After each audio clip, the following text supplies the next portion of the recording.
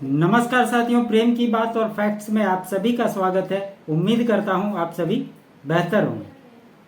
दोस्तों, वक्त amendment bill को लेकर जो सुनवाई की तारीख निर्धारित हुई थी, उसमें आपने देखा कि जब 5 तारीख को डेट दिया गया था, तो इससे पहले के जो चीफ जस्टिस साहब थे, खन्ना साहब, उन्होंने ये अगली बेंच को ट्रांसफ़र कर दिया था और इसकी तारीख जो है 20 तारीख तय की गई थी और इसी पे आज सुनवाई की गई। तो आज सुप्रीम कोर्ट में क्या कुछ हुआ, कैसे जो अपने आप को या लोगों की नज़रिए से भी कह सकते हैं, अपने आप को तो बड़े मानते ही हैं, लोगों के नज़रिए से भी बड़े वकील हैं, जिसमें सबसे बड़े जो 2 नाम आते हैं वो है कपिल सिब्बल और अभिषेक मनु सिंघवी।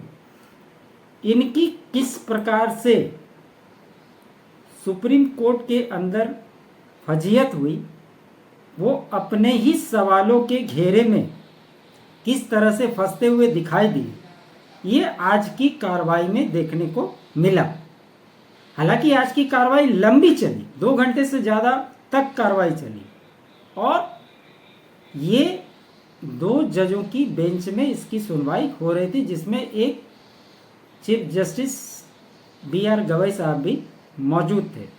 तो आज कोर्ट के अंदर क्या कुछ हुआ और जो लोग आर्टिकल 25 का लगातार अवमानना की बात कर रहे थे, दूसरा फंडामेंटल राइट्स की बात कर रहे थे और धार्मिक स्वतंत्रता पर चोट पहुंचाने की बात कर रहे थे, आज की जो कार्यवाही हुई उसमें इन सब बातों से भी बहुत कुछ क्लियर हो गया और ऐसा लगा काफ़ी दिनों के बाद कि आज वाकई में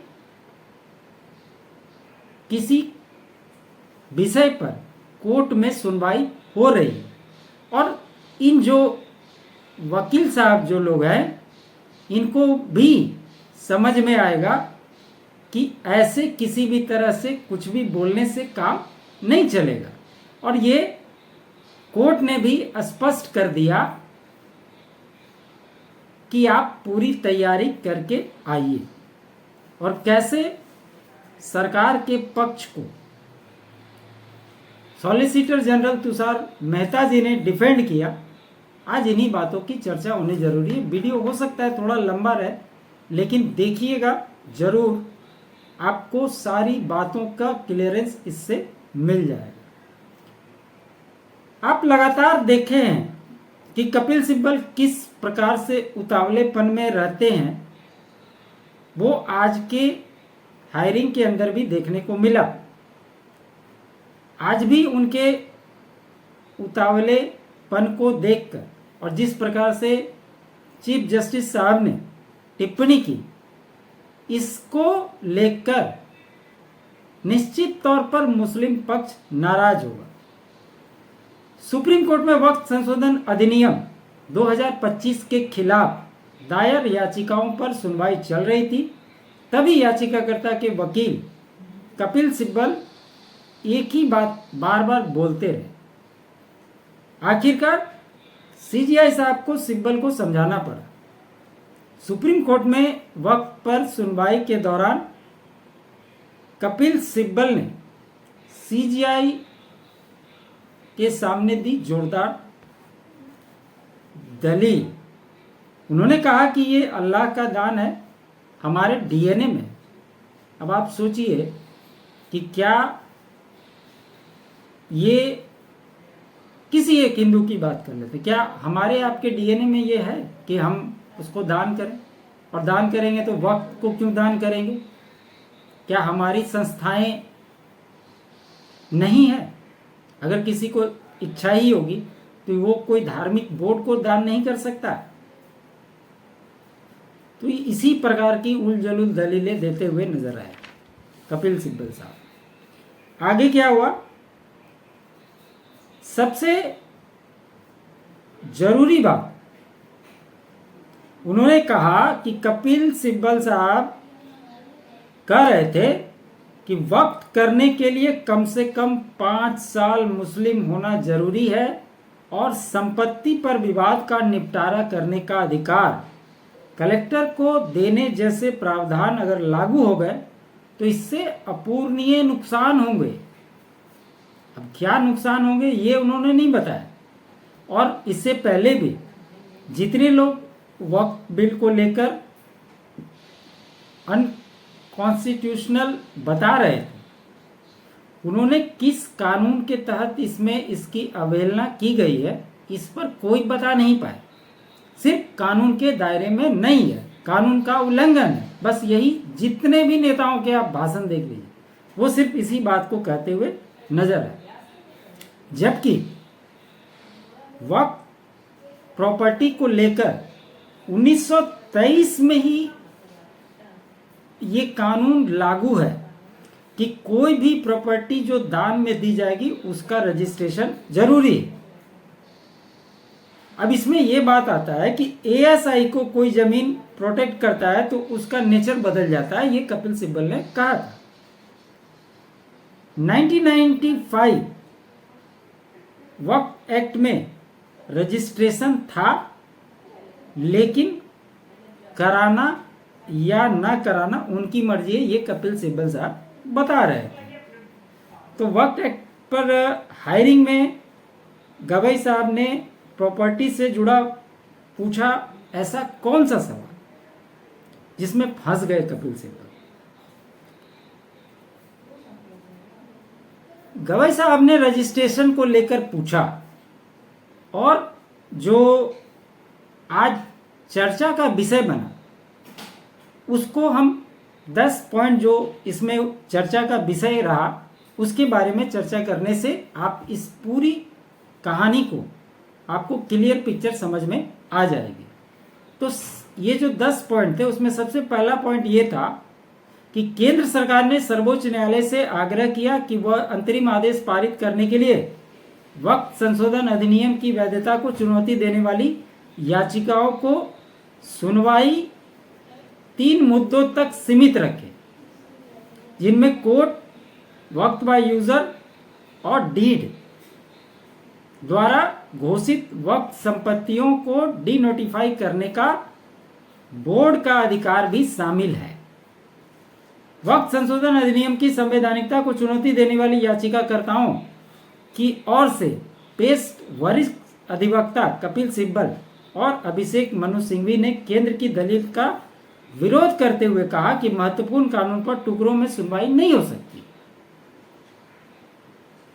जबकि जब पहला बार इस पर सुनवाई हो रहा था खन्ना साहब की बेंच के सामने, तो उस समय भी 75-76 याचिकाएं दायर हुई थी, तो उसको कम करके 5 याचिका तक लाने के लिए बोला गया था, और कुछ प्रमुख मुद्दे को पॉइंट्स उठाने के लिए बोले गए थे कि आप उस पॉइंट को ले आइए जिस पर आपको दिक्कत है और उसी पे चर्चा होगी।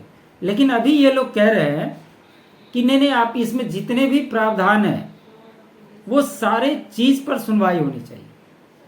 और जो लोग इसको धार्मिक मामला से जोड़ रहे हैं, तो कोई आदमी किसी को प्रॉपर्टी दान में अगर देता है, या कोई मदरसा है, इस तरह की शैक्षणिक संस्था है, वो धार्मिक कैसे हो सकती है?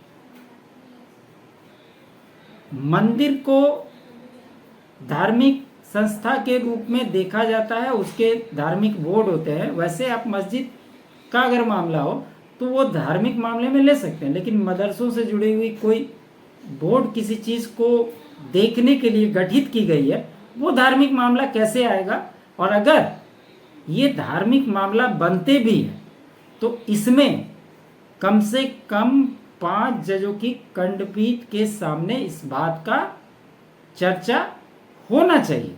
लेकिन सिर्फ 2 जज इस खंडपीठ में मौजूद थे जहां पे ये चर्चा हो रही थी। कोर्ट में कपिल सिब्बल ने दोहराया कि कानून का उद्देश्य वक्त संपत्तियों को जब्त करना है। मुख्य न्यायाधीश गवई ने जवाब दिया, संसद द्वारा पारित कानून में संवैधानिकता की धारणा है। जब तक कोई स्पष्ट मामला नहीं बनता तब तक अदालत हस्तक्षेप नहीं कर सकती। खासकर वर्तमान परिदृश्य में हमें इससे अधिक कुछ कहने की आवश्यकता नहीं है। ये गवई साहब ने स्पष्ट तौर पे कह दिया। तीसरी बात जो उन्होंने कही, बी आर गवई साहब ने कपिल सिब्बल की दलील पर कहा, मैं दरगाह भी गया, चर्च भी गया, हर किसी के पास यह चढ़ाने का जो पैसा है उसके बारे में उन्होंने कहा। इस पर सिब्बल ने कहा, दरगाह दूसरी बात है, मैं मस्जिदों की बात कर रहा हूं। 2025 का कानून पुराने कानून से बिल्कुल अलग है। मंदिरों में चढ़ावा आता है लेकिन मस्जिदों में नहीं।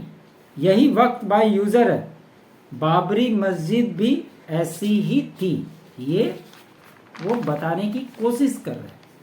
चौथी बात जो उसमें कही गई, सीजीआई साहब ने फिर पूछा, क्या पहले के कानून में पंजीकरण की आवश्यकता थी? सिब्बल ने कहा, हाँ, इसमें कहा गया था कि इसे पंजीकृत किया जाएगा। सीजीआई ने फिर से पूछा, सूचना के तौर पर हम पूछ रहे हैं, क्या पुराने कानून के तहत वक्त संपत्तियों के पंजीकरण का प्रावधान अनिवार्य था या सिर्फ ऐसा करने का निर्देश? इस पर कपिल सिब्बल ने कहा, पुराने अधिनियम में शेल शब्द का उन्होंने प्रयोग किया कि शेल शब्द का इस्तेमाल किया गया था। सीजीआई ने कहा, केवल शेल शब्द के प्रयोग से पंजीकरण कराना अनिवार्य नहीं हो सकता। उसके आगे फिर सीजीआई साहब ने कहा कि हम यह पूछ रहे हैं कि क्या प्रासंगिक समय के अधिनियमों के तहत वक्त घोषित की गई संपत्ति का पंजीकरण होना अनिवार्य या आवश्यक था? कपिल सिब्बल ने कहा कि 1954 के बाद वक्त कानून में जितने भी संशोधन हुए उनमें वक्त प्रॉपर्टी का रजिस्ट्रेशन अनिवार्य था। अदालत ने फिर पूछा, क्या वक्त बाय यूजर में भी पंजीकरण अनिवार्य था? इस पर कपिल सिब्बल ने कहा, हाँ। फिर अदालत ने कहा कि तो आप कह रहे हैं कि 1954 से पहले उपयोगकर्ता द्वारा वक्त का पंजीकरण आवश्यक नहीं था और 1954 के बाद यह आवश्यक हो गया। इस पर सिब्बल कंफ्यूज हो गए। वो कह रहे हैं कि इस बारे में कुछ भ्रम है, यह 1923 हो सकता है। इस पर मुख्य न्यायाधीश ने कहा, बहुत दबाव है, सिर्फ हम पर ही नहीं बल्कि आप पर भी काफी दबाव महसूस हो रहा है। सुप्रीम कोर्ट ने सिब्बल से कहा कि हम आपकी इस दलील को दर्ज करेंगे कि पुराने अधिनियम के तहत पंजीकरण की आवश्यकता थी, लेकिन ऐसा नहीं करने पर क्या होगा इसका कोई प्रावधान नहीं था, इसलिए पंजीकरण न कराने पर कुछ नहीं होने वाला था। अब यहां पर कपिल सिब्बल बुरी तरह से फंस गए। वो पूरी तरह से कंफ्यूज नजर आए। इसके आगे कपिल सिब्बल की दलीलें सुनने के बाद सीजीआई बी आर गवई ने कहा, खजुराहो में एक मंदिर पुरातत्व विभाग के संरक्षण में है, फिर भी लोग वहां जाकर पूजा प्रार्थना कर सकते हैं। इस पर सिब्बल ने कहा, नया कानून कहता है कि अगर कोई संपत्ति एएसआई संरक्षित है तो वो वक्त नहीं हो सकती।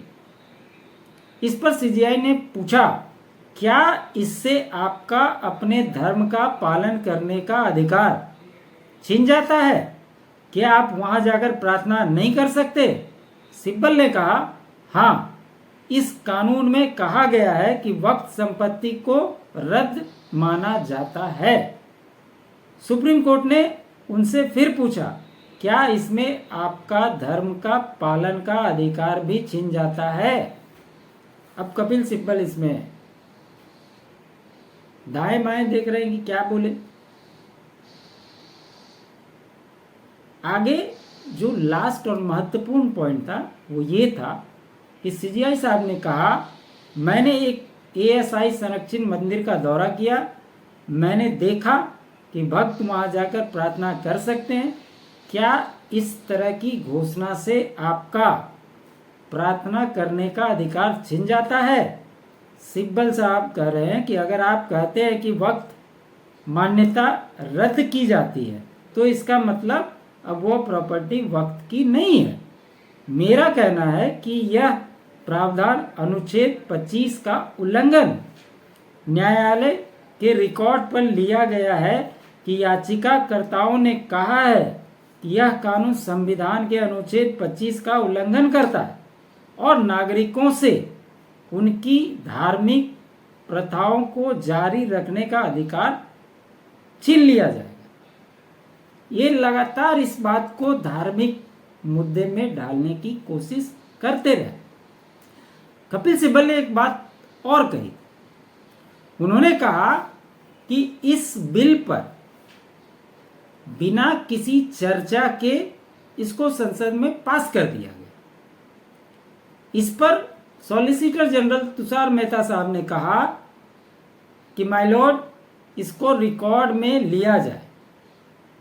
तब वो बोलते हैं कि नहीं इसको रिकॉर्ड में नहीं लेना है, क्योंकि इस देश में जब संसद की कार्यवाही लोकसभा और राज्यसभा में चली इस कानून को पास कराने के पहले, ये हम सभी ने देखा कि कैसे संसद 14-14 घंटे 15-15 घंटे चली है और उसके बाद ये कानून बना है।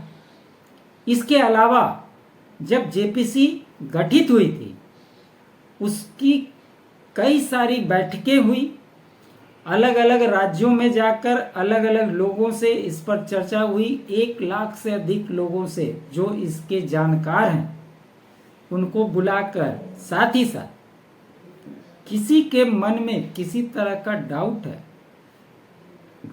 उनके बिंदुओं को भी नोट किया गया, सुना गया। उसके बाद ड्राफ्ट तैयार करके संसद में लाया गया और उसके बाद पूरी चर्चा होने के बाद ये बिल संसद से पास हुआ। आज एक बात स्पष्टता से कोर्ट के हायरिंग से निकलकर ये आई कि सुप्रीम कोर्ट ने भी माना कि ये संसद से पास हुआ कानून जिसमें संवैधानिकता की प्रामाणिकता पर कोई सवाल नहीं उठा सकता। अब आप अपने पॉइंट्स के आधार पे अगर उसमें कोई आपको दिक्कत है तो आप उस पर बात कीजिए, उस पर विचार कर सकते।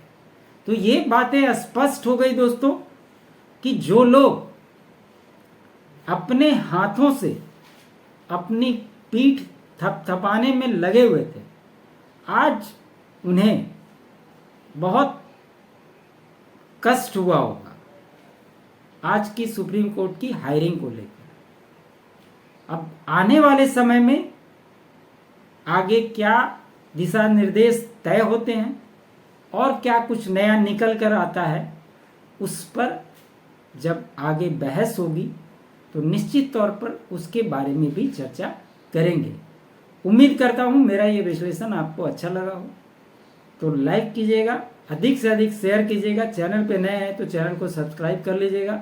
मेरा अल्टरनेट चैनल फैक्ट्स को भी आप लगातार सपोर्ट दे रहे हैं, इसी तरह आप अपना सपोर्ट बनाए रखें।